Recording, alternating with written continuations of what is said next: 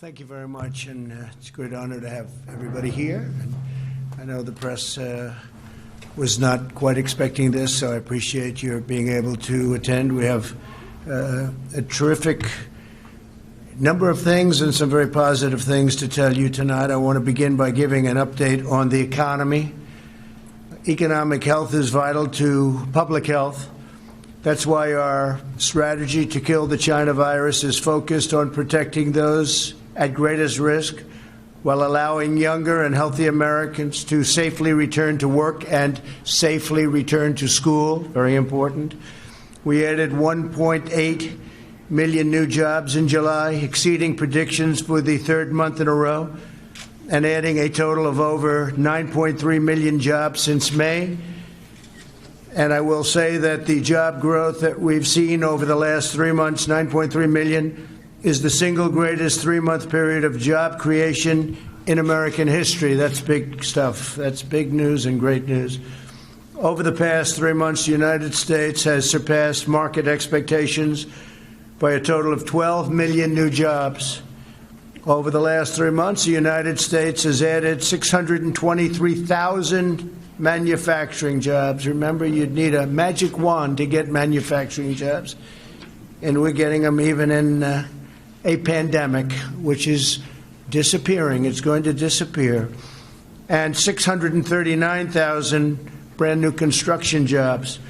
Over half of the new jobs are full-time jobs, and wages are up by 4.8%, which is terrific. Unemployment has fallen by nearly 30% since April. Think of that, 30% since April. Hispanic American unemployment has decreased by nearly 32%. Jobs held by African Americans, which were hit especially hard by the shutdowns, incredibly hard, increased by nearly 1 million over the past 3 months, and that's also a record. That's a job record. African American, 1 million, it's a job record. We must ensure that the progress continues. My administration has enacted over $3 trillion in historic relief since China allowed the virus to infect the world. So we've contributed $3 trillion. My administration continues to work in good faith to reach an agreement with Democrats in Congress that will extend unemployment benefits, provide protections against evictions. A terrible thing happens with evictions, not fair. It wasn't their fault that we were infected with this disease from China. And get relief to American families. Yet tragically, Nancy Pelosi and Chuck Schumer continue to insist on radical left-wing policies that have nothing to do with the China virus, nothing to do with it at all. So you have a virus that comes in, and you have people in Congress that don't want to help our people. If Democrats continue to hold this critical relief hostage, I will act under my authority as president to get Americans the relief they need. And what we're talking about is deferring the payroll tax for a period of months till the end of the year, and I can extend it at a certain period. Hopefully I will be here to do the job. We're going to do the job. We've been doing a job like nobody could. Nobody would, actually. And so we're going to have the payroll tax go till the end of the year, and it'll be retroactive to July 1st. So we're going to go back to July 1st, and it'll go to the end of the year, payroll tax. At the end of the year, it may be extended. We're going to enhance unemployment benefits through the end of the year. So unemployment benefits will be, that's a big one, will be brought out to the end of the year, and defer student loan payments and forgive interest until further notice. So students who are paying student loans, and in many cases they're not even allowed to go back into their colleges. Extend the eviction moratorium. We will be extending that so people aren't evicted, not their fault. We had a lengthy discussion this morning with President Macron of France concerning numerous subjects, but in particular the catastrophic event which took place in Beirut, Lebanon. Horrible, horrible event. At 3 p.m. this afternoon, I spoke with President Aoun of Lebanon to inform him that 3 large aircraft are on the way, and they're fully loaded with medical supplies, food, water, and many other things. Lots of emergency equipment. Also, first responders, technicians, doctors, and nurses are on their way. This was an event like the world has not seen for a long time. Horrible event. We'll be having a conference call on Sunday with President Macron, leaders of Lebanon, and leaders from various parts of the world. Everyone wants to help. We spoke to a lot of people. They all want to help. The United States is with authorities on the ground right now in Lebanon to identify further health and humanitarian needs, and we will provide further assistance in the period to come. We're working very closely with their government and with their leaders. And on behalf of the United States, I want to extend our condolences to all of the families, a much larger number of families than anybody would have thought and than anybody at first thought. But all of those families who lost loved ones, relatives, friends in this horrible tragedy, we stand firmly with the people of Lebanon and will continue to offer our full support through this very difficult time. We have not seen anything like this in a long time. As you know, earlier this week I met with American workers at the Tennessee Valley Authority who have been laid off by the leadership at the Tennessee Valley Authority. As you know, this is a form of utility. It's been around for a long time, since FDR. And the head person, not controlled by government, but it's sort of semi-public in a sense, gets paid the highest salary in the world of government. He gets $8 million a year. That's not a bad amount of money. It's $8 million a year, and we are not accepting that, even though we're not the ones that appoint him or her, but in this case him. We're not accepting somebody getting paid $8 million a year. This has been going on for many years. And we will do something about that, and we're already in negotiations right now, including possible termination. They and hundreds of their fellow American tech workers, the workers at the TVA, were being terminated from their positions on top of all of this and on top of the $8 million salary and a chief of staff who makes much more than $1 million a year. But on top of all that, they were being terminated from their positions, these incredible people, in order to train the lower-cost foreign workers imported to replace them. How's that for a law? And this was set up originally to create jobs and economic development. And now they're getting fired, and they're supposed to train people for who get a much lower salary. It's crazy. This was a grave injustice. I fired the chairman of the board in response. On Friday, I fired the chairman of the board, along with one other board member. That's the one thing we have. We have the right to fire board members. And I made it clear that if they did not swiftly reverse course, I would continue with these firings of the board members. And we just were informed that they have agreed to change course totally. And today I'm proud to announce that a major victory for the workers of Tennessee and Kentucky and other areas that are covered, great states, that the leadership of the TVA has canceled all of the layoffs and given hundreds of American workers their jobs back. They're being rehired as we speak. In this administration, we live by 2 rules: buy American and hire American. You can't do that. You can't fire all our workers and hire people back from other faraway parts of the world at lower prices, especially when they have to train the people, and they can never train them as good as what you have because they've been there for many years. They've done a fantastic job, and they love the TVA. We had a lot of people in the office the other day. A lot of the media was covering it. They love the Tennessee Valley Authority. So, and they're so proud to work for it. But this happened, and it was a terrible thing. So now they're going to get their jobs back. They're all going to be getting their jobs back. Nearly every nation on earth continues to combat the virus. A number of countries are seeing a surge in new cases, including Japan, the Philippines, major parts of Europe. Cases continue to surge in Latin America. It's right now the most infected place anywhere in the world. They've more than doubled in recent days. Latin America is doing very little testing. They're not really equipped to do that. It's tough. In the United States, more than 80% of jurisdictions report declining cases. We're doing very well. You don't hear that too often from the media, but we're doing very well. We have a very large country, very complex country in a sense. More than half of America's counties report fewer than 20 cases last week.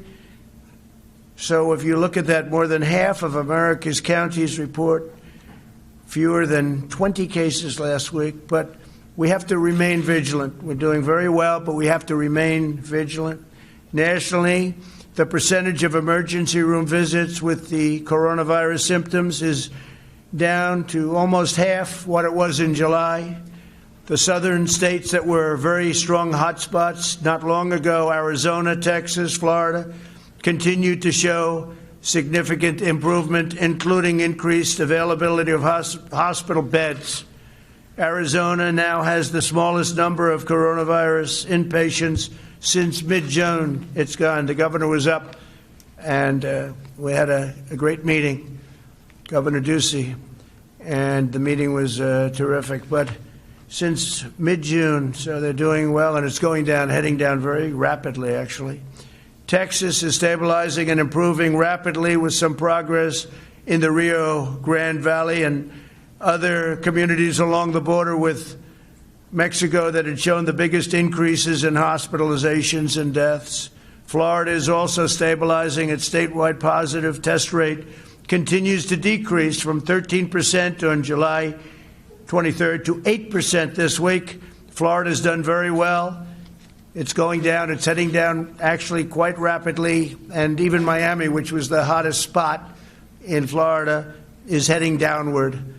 But Florida has done very well. Texas has done very well and rapidly.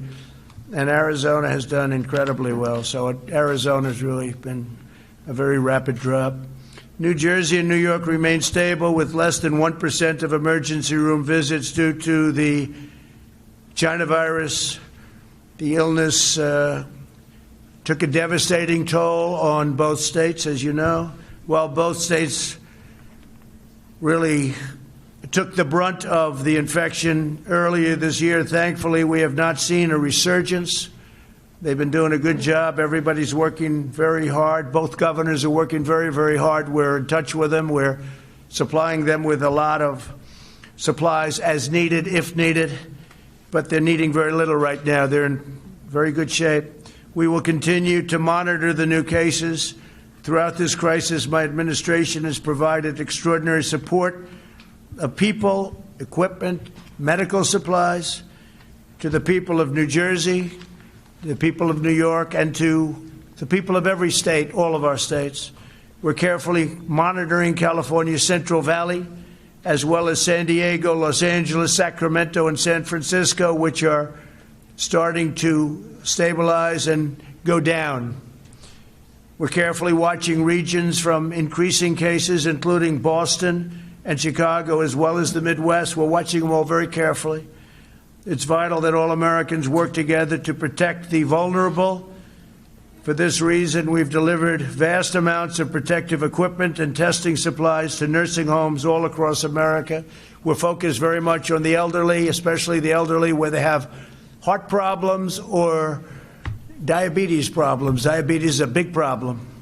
Approximately half of all deaths have occurred in nursing homes and long-term care facilities. That's an incredible number when you hear half of the deaths have been in nursing homes and long-term care facilities. And I will tell you that I met with owners and representatives of nursing homes, and they are very, very vigilant. They're doing a very good job now. They've really done something that I think is special. They're doing very well in terms of the virus. They're working very hard, and a lot of things happened. A lot of forces came together and hit the nursing homes very hard. But the representatives of nursing homes, in some cases the ownership of nursing homes, are working very hard. The federal government and the private sector have delivered more than 9 million N95 masks, 27 million surgical masks, 3 million face shields, 20 million gowns, and 668 million gloves to New Jersey alone. Think of that. We provided $3.4 billion to the state of New Jersey in emergency relief funding. So we happen to be in New Jersey right now, so those are great numbers. The governor's working very hard. Governor Murphy's doing a good job. We're working very closely with him. We've also provided nearly $5 billion to New Jersey hospitals and healthcare facilities.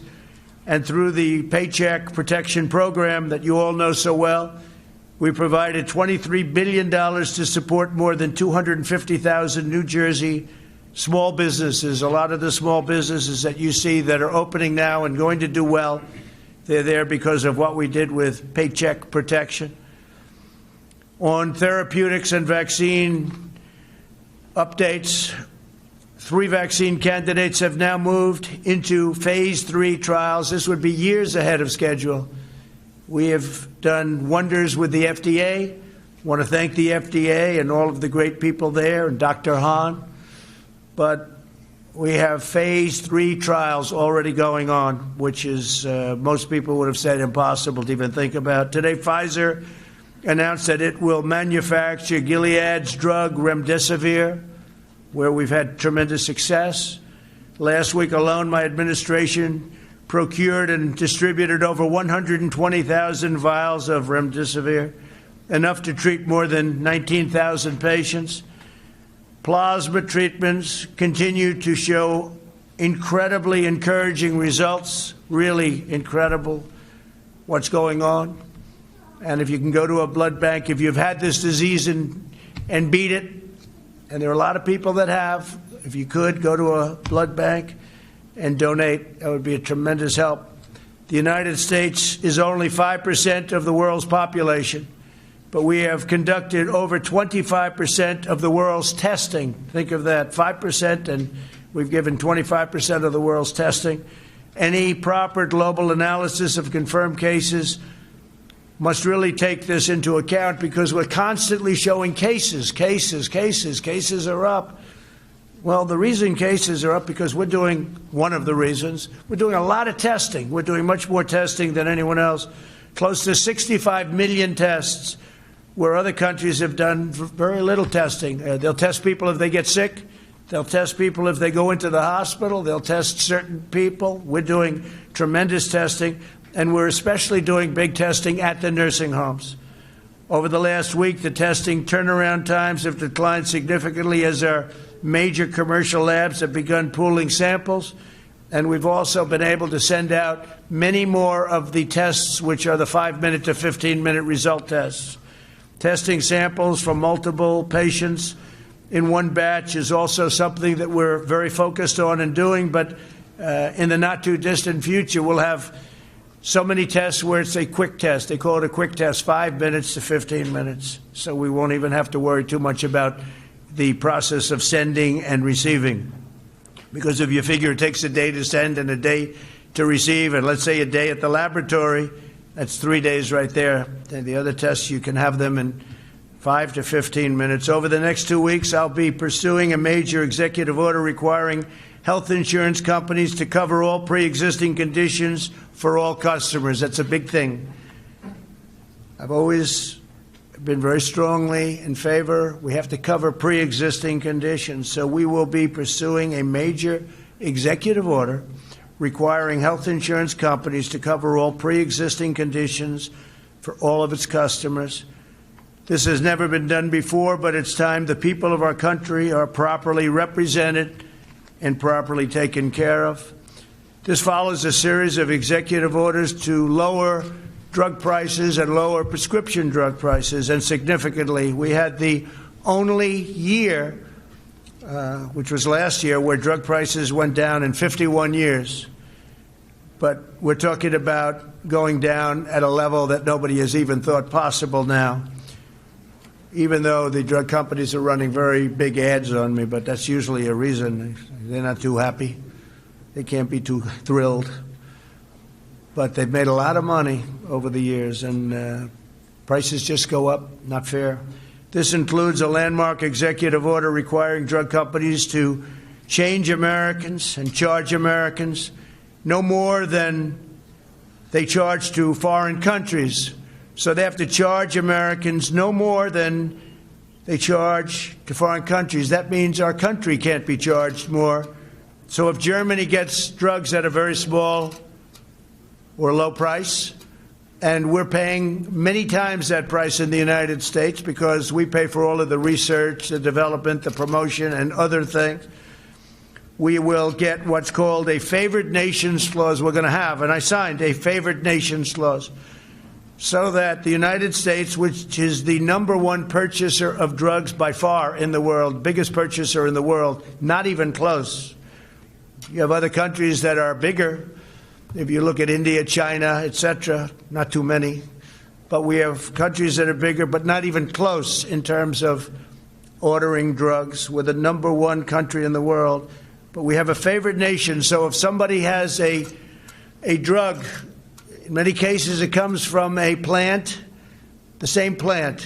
It's the same pill. It's the same medicine or medication.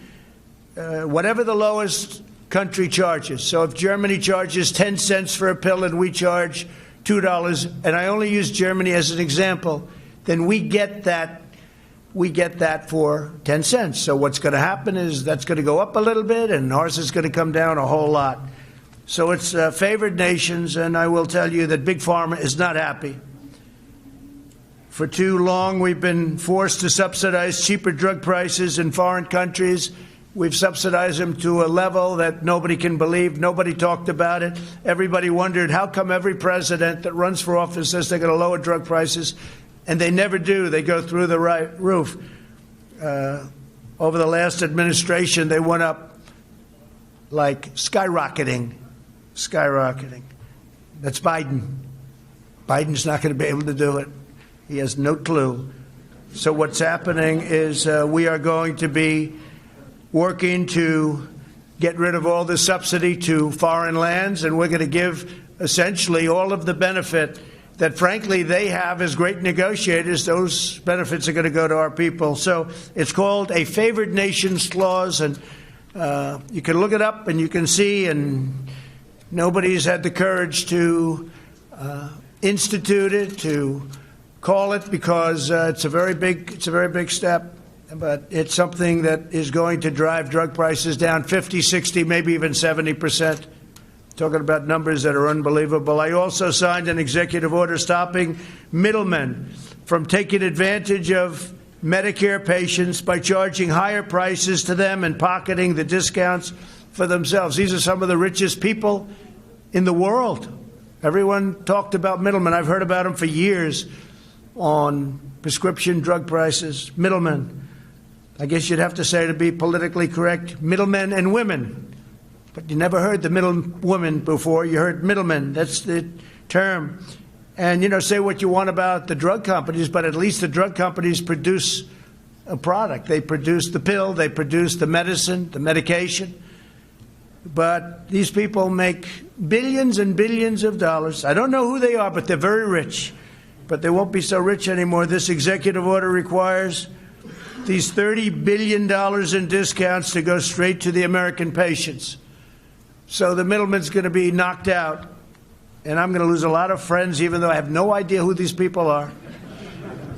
On opioids, I'm pleased to announce that my administration invested an additional $100 million to fight the opioid crisis in rural America.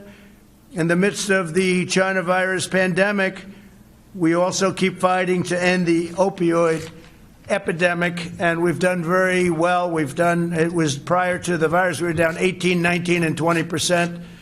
But when you think about it, that means that you have 80%, and that's not acceptable. The wall is going up. We have 276 miles of wall.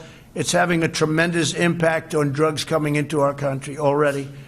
It'll be finished toward the end of the year, and it's had a very, very big impact. On Portland, finally, I'd like to address that situation. Portland is a disaster. It's been a disaster for many, many years. Brave federal law enforcement officers single-handedly saved the federal courthouse in Portland from lawless rioters and agitators and anarchists, and that's what they are. You know, when you find Molotov cocktails in somebody's knapsack and they say, no, I'm just here to have a good time. These are really sick, disturbed people. The disgraced mayor of the city has ordered the police to stand down in the face of rioters, leaving his citizens at the mercy of this mob. He was at the mercy of the mob, too. If you saw him go out there the other day, it was terrible. He went out there and they wanted to rip him apart. But fortunately, he had 5 people with him, called security. Mayor Wheeler has abdicated his duty and surrendered his city to the mob. As a result, the mob descended upon a police precinct and tried to burn it down, tear it down, rip it down, an act of attempted murder. Left-wing violent extremism poses an increasing threat to our country, and we stop it. You have no idea how much we stop, but it's an ideology we have to stop. When you commit arson, this is a quote from the mayor. He's come a long way, just made this quote. When you commit arson with an accelerant in the attempt to burn down a building that is occupied by people who have intentionally been trapped inside, you're not a demonstrator or you're not demonstrating, said Mayor Whalen. You are attempting to commit murder. That's come a long way. He's come a long way when he made that statement. What you're seeing in Portland is the radical left's agenda in action. Portland is their roadmap for America. If the radical left gets in and they treat Joe Biden as a puppet, he's merely a puppet. But if the radical left gets in, they look at Portland as a thing that they want. That's what they want. Why? Who knows? Doesn't matter. It's a different thinking, but it's a mess. And I want to thank Homeland Security. They've done a fantastic job. We had our people go in. They stopped any intrusion into the courthouse. And the courthouse was saved, and other federal buildings were saved. And we would like to be asked by the mayor and the governor. We will go in and stop the problems in Portland in 24 hours, just like we did in Minneapolis after they really hurt that city. But the National Guard went in and did a phenomenal job. It was over in 3 hours. After watching 6 days of horror, it ended in 3 hours. You all saw the scene of them walking right down the street. It was actually an unfortunate view, but an incredible view of how to do things. So we would be able to solve the Portland situation immediately, but we are supposed to be asked. If we're not asked and if it continues, we'll have to make a decision. But it's a very easy thing for us to do. We could stop it very quickly. It's been going on now for 76 days. But our buildings are very secure. If the Democrats controlled in Washington, the Democrats' control of Washington, they'd pass, with all of the things they do, legislation gutting every single police department in America. They truly do. Many of these people want to defund the police department. At a minimum, they're going to stop money from going to the police department, but in many cases, they actually want to defund completely the police department. No city, no town, and no suburb would be safe. Your suburbs would be a disaster. Your cities, your towns would be a disaster. They want every city to be a Portland or to be a Chicago, which is totally out of control, and we're waiting for the mayor. We've sent people in to help them from an intelligence standpoint, but we're waiting for them to call the governor, the mayor. We could do a very good job in Chicago. Nobody's ever seen anything like that in this country. And yet, nationwide, numbers are good despite the Chicagos and the Portlands and, frankly, the New Yorks. When you look at what's happened in New York, 348% increase in the last number of months. Nobody's seen anything like that. It's so sad. To me, it's so sad because I love New York, and it's so sad. And all it is horrible, horrible, incompetent management by politicians that truly don't know what they're doing. So just like we saved the courthouse, we will save the United States of America. And a vast majority of people agree with me. A vast majority. Most people. They don't speak up as much as they could, but we know they're there, and everybody else knows they're there too. So with that, I'll take a few questions from the media. They've been here for a long time, and they've been waiting outside for a long time, and they wait for these moments. It's always a lot of fun. Please, go ahead. No, you, go ahead. Oh, thank you, Mr. President. I have a couple of questions on the negotiations with Capitol Hill on the coronavirus legislation. These executive orders you mentioned, do you have a timeline on when you're going to sign them, or? Yeah, it could be by the end of the week. They're being drawn by the lawyers right now. They work very nicely.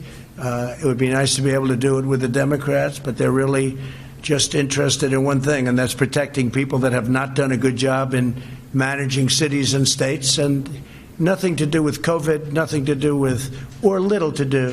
They want to be able to make up for many, many years, in some cases decades of bad management. We can't do that. So that's what they want. They want to do that, and we don't want to do that. Are you concerned about the legality of these executive orders? No, not at all. No, if somebody, well, you always get sued. I mean, everything you do, you get sued. I was sued on the travel ban, and we won. I was sued on a lot of things, and we won. So we'll see. Yeah, probably we get sued, but people feel that we can do it. Jeff, go ahead. Thank you, sir.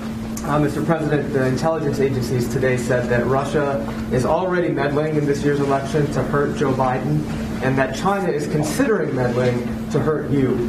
Do you believe that intelligence, and what do you plan to do about it? It could be. I mean, I could be very much. I think that the last person Russia wants to see in office is Donald Trump, because nobody's been tougher on Russia than I have ever. That's not what the intelligence. Well, I don't care what anybody says. Nobody with any common sense would say, do it. Look at what we've done with our military. Look at what we've done in exposing the pipeline with billions of dollars going to Russia.